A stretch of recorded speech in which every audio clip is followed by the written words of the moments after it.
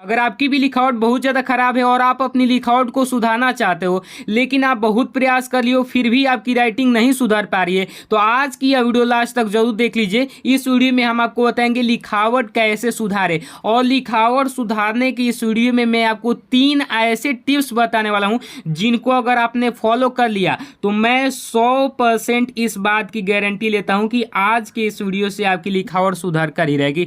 इतना गारंटी कोई नहीं लेता, मैं आज की इस वीडियो से 100% गारंटी लेता हूं कि इस वीडियो से आपकी लिखावट सुधार कर ही रहेगी। देखिए, लिखावट सुधारना जरूरी क्यों है? इसलिए जरूरी है क्योंकि जब भी आप किसी के सामने गंदी हैंडराइटिंग में लिखते हो ना, तो भले ही आप चाहे कितना भी पढ़ने में तेज क्यों ना हो, वो आपके बारे में निगेटिव ही सोचता है, कहता है कि अरे ये तो बच्चा बहुत पढ़ने में कमजोर है। और लिखते समय आपको भी मतलब छुपा कर लिखना पड़ता है, आपको एक शर्म सी आती है। भाई वो चीज़ हर एक स्टूडेंट के साथ होता है कि जब लिखावट गंदी होती है तो किसी के सामने लिखने का मन नहीं करता है। अगर आपकी लिखावट अच्छी होती है तो आपको क्या होगा कि गांव वगैरह में न्योता वगैरह लिखा जाता है, उसमें आपको निमंत्रित किया जाएगा एक दिन पहले से, या फिर कोई अच्छा जो राइटिंग में लिखना होगा कोई चीज़, उसमें आपको बुलाया जाए कि भाई थोड़ा सा हमारा लिख दो ये तो अच्छी राइटिंग इसलिए ज़रूरी है और एग्ज़ाम के लिए भी ज़रूरी है। ये नहीं कि केवल इसीलिए, एग्ज़ाम में भी अगर आपकी राइटिंग अच्छी होती है ना, तो मान के चलो कि अगर 10 नंबर का कोई क्वेश्चन है और राइटिंग अच्छी है तो आपको 10 में 10 दिए जाएंगे।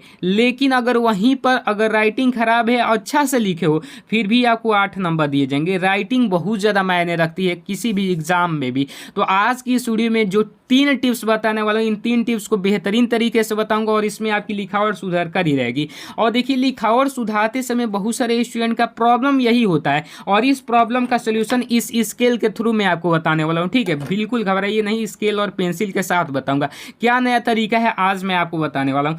शब्द सीधे नहीं बन पाते, सबसे बड़ी समस्या यही है, समस्या सबसे बड़ी यही है कि शब्द जो है सीधे नहीं बन पाते हैं। ठीक है, बहुत सारे स्टूडेंट के ये समस्या है कि शब्द सीधे नहीं बनते, और जब शब्द सीधे नहीं बनेंगे तब आप जितना ही प्रयास कर लियो आपका प्रयास बेकार ही जाएगा, लिखावट नहीं सुधर पाएगी। शब्द एक बराबर नहीं बनते, जैसे कि कोई शब्द ऐसा लिख रहा है तो कोई ऐसे लिख देता है, ठीक है, ऐसे लिख देता है, शब्द एक बराबर नहीं बन पाते हैं। इस वीडियो को देख लो, चाहे इंग्लिश की हो चाहे हिंदी की राइटिंग, सबके शब्द बेहतरीन तरीके से बनने लगेंगे। बस वीडियो को लास्ट तक देखो, क्योंकि आज मैं ये वाला तरीका जो बताने वाला हूँ, ये पेंसिल और स्केल वाला, इससे आपके शब्द बिल्कुल बराबर बनेंगे और एक जैसे बनेंगे। चलो लास्ट तक देखना। चलो सबसे पहला टिप्स देख लेते हैं। तो सबसे पहला टिप्स है पेन पकड़ने का सही तरीका। देखो, बहुत सारे लोग हंसेंगे, बहुत सारे स्टूडेंट, बहुत सारे लड़के जो है हंसेंगे, ये आप क्या बता रहे हो पेन पकड़ने का सही तरीका बच्चों वाली चीज़ है। लेकिन नहीं भाई, ये बच्चों वाली चीज़ नहीं है। देखे होंगे आप, जब भी क्रिकेटर जो भी प्रैक्टिस के लिए जाते हैं तो सबसे पहले उनको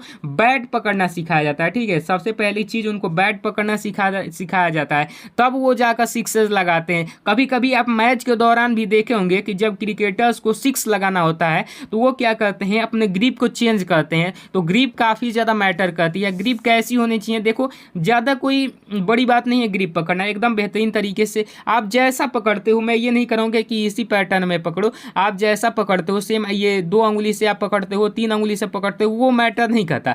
मैटर ये करता है कि आप कितना ऊपर से और कितना नीचे से पकड़ रहे हो, ये चीज़ें बहुत ज़्यादा मैटर करती है। ठीक है, और थोड़ा सा कितना आप टाइट पकड़ रहे हो और कितना ढीला पकड़ रहे हो, ये मैटर करता है। तो आओ सबसे पहले मैं बता देता हूँ कितना ऊपर से पकड़ना है। देखो, अगर ऊपर से पकड़ने से क्या फ़ायदा होगा और नीचे से पकड़ने से क्या फ़ायदा होगा, ये समझो। सबसे पहले अगर आप नीचे से पकड़ोगे ना तो आपके जो होंगे अक्षर छोटे छोटे बनेंगे, ऊपर से पकड़ोगे तो अक्षर बड़े बड़े बनने लगेंगे। आप मीडियम में यहाँ से पकड़ोगे, यहाँ से, तो एक तो आपका कंफर्ट ये रहेगा पकड़ने में भी, और अक्षर भी एक समान साइज के बनेंगे। तो पहली गलती ये नहीं करना है, पेन ऐसे ही पकड़ना है कि एक बराबर अक्षर बने।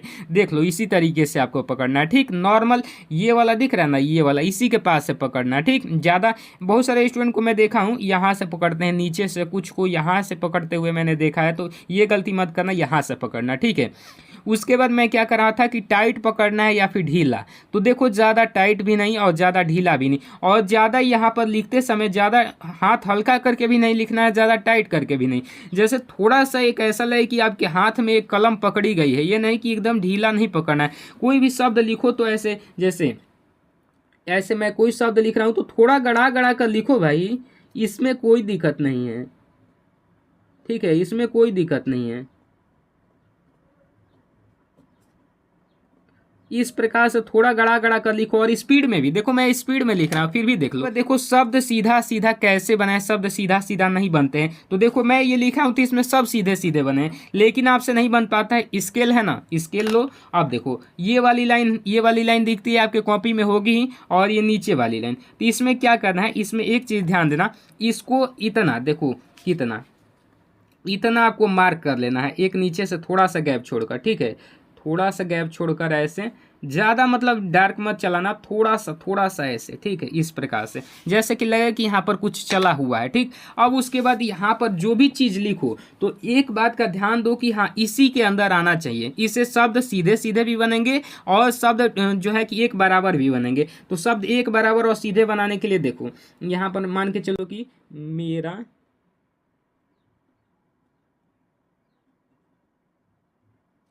भारत महान है, ठीक। इसमें देखो, इसमें अब देखो कितना बराबर शब्द बन गया, ठीक है। यहाँ पर भ लिखा गया था बाय मिस्टेक, ये म है, ठीक है ना। तो देखो कितना बेहतरीन तरीके से एक बराबर शब्द बन रहे हैं, आप ही खुद देखो कितना बेहतरीन टेक्निक है। एक बराबर शब्द बन रहे हैं और शब्द छोटे बड़े नहीं लगेंगे, एक बराबर बनेंगे तो सुंदर लगेगा देखने में, और टेढ़ा मेढ़ा भी नहीं बनेगा ऐसे। देखो इसमें तीसरा नंबर टिप्स यही था हमारा कि शब्द एक साइज के बनाएं और शब्द को सीधा सीधा बनाएं। दो टिप्स यही थे, दो टिप्स इसमें ही क्लियर हो गया। आपको इसे एकदम सीधा सीधा शब्द भी मिल जाएंगे और एक बराबर भी शब्द मिल जाएंगे। देखो जैसे मैंने ये तरीका अपनाया, सेम ये चीज़ आपने इंग्लिश की हिंदी की हैंडराइटिंग में देख लिया, और यही चीज़ आपको इंग्लिश की हैंडराइटिंग में भी देखना है। इंग्लिश की हैंडराइटिंग में जो क्या करना है, वो जो लकीर नीचे की तरफ खींचे थे उसको क्या करना है, ऊपर की तरफ खींचना है, ठीक है। देख लो कैसे, इस तरीके से ऐसे मार्किंग कर देना, ठीक। अब देखो यहाँ पर जैसे कि कुछ भी वर्ड लिखना है तो अब इसी के अंदर लिखना, इसमें दो लाइनें खींचनी होती है। सबसे पहला देख लो आई, अब देखो एन यहाँ पर लिख दिया जाए, ठीक है, एन। अब देखो इसके बराबर में आप एक लाइन खींच दो, ठीक है। ये प्रैक्टिस के लिए है, ये नहीं कर रहा हूँ कि इतना समय, अगर 2-4 दिन ऐसे करके आपने प्रैक्टिस कर लिया तो इतना समय नहीं लगेगा, आप ये खींचने वाली ज़रूरत खत्म हो जाएगी। जैसा मैं यहाँ पर लिख दूंगा कि बिना खींचे, ठीक है। तो अब देखो यहाँ पर इसी में अब आपको हटाना है, ठीक है। अब इसी में आपको हटाना है। इस प्रकार से मैंने इसी तरीके से अपनी राइटिंग इम्प्रूव किया, तो बस वही चीज़ मैं आपको बताना चाहता हूँ। जैसे अब ये चीज़ तो आप करो, मैं ये चीज़ नहीं करूँगा। जैसे यही शब्द मैं लिखूँगा, जैसे यहाँ पर कुछ नहीं खींचा है, फिर भी देखना एक बराबर चलेगा। तो ये चीज़ें होती है कि अगर आप जितना ज़्यादा प्रैक्टिस करोगे उतना ज़्यादा बेहतरीन हो जाती है, ठीक है। ये चीज़ें उतनी ही बेहतरीन हो जाती हैं। देख लो मैं कोई लकीर यहाँ पर खींचा हूँ, नहीं खींचा हूँ, फिर भी मेरा ये देख लो, ये नीचे से एक बराबर आपको शब्द देखने को मिलेंगे। उसके बाद इनके बीच का भी गैप एक बराबर देखने को मिलेगा। अब गैप की बात रहती है तो बहुत सारे स्टूडेंट बोलते हैं कि कितना गैप रखे, तो देख लो ये पेन एक इसके बीच में अट जाए, बस वही गैप रखना है। ज़्यादा गैप कम भी नहीं और ज़्यादा आधी भी नहीं। मैं ये तरीका बताया हूँ आपको, पहले से भी बताता आ रहा हूँ कि एक पेन ऐसे वहाँ पर खप जाए, बस उतना ही गैप रखना है, बाकी ज़्यादा कोई गैप नहीं बनाना है। तो देख लो यही पैटर्न होना चाहिए। और लास्टवी बात जो कि मैं आपको बता दूँ, अगर आप अपनी राइटिंग सुधारना चाहते हो तो आपको एक चीज़ तो ज़रूर करनी है, वो चीज़ है प्रैक्टिस, ठीक है। प्रैक्टिस जितना ज़्यादा करोगे आपकी राइटिंग उतनी ही ज़्यादा इंप्रूव होगी। मैं भी अपनी राइटिंग इंप्रूव करने के लिए प्रैक्टिस किया हूँ, तब जाकर राइटिंग इंप्रूव हुई है। तो आशा करता हूँ कि ये वीडियो आपको बेहतरीन तरीके से समझ में आ गई होगी, और शब्द सीधे नहीं बनते ये डाउट क्लियर हो गया होगा, एक बराबर नहीं बनते ये डाउट क्लियर हो गया, पेन पकड़ने का सही तरीका ये भी डाउट क्लियर हो गया होगा।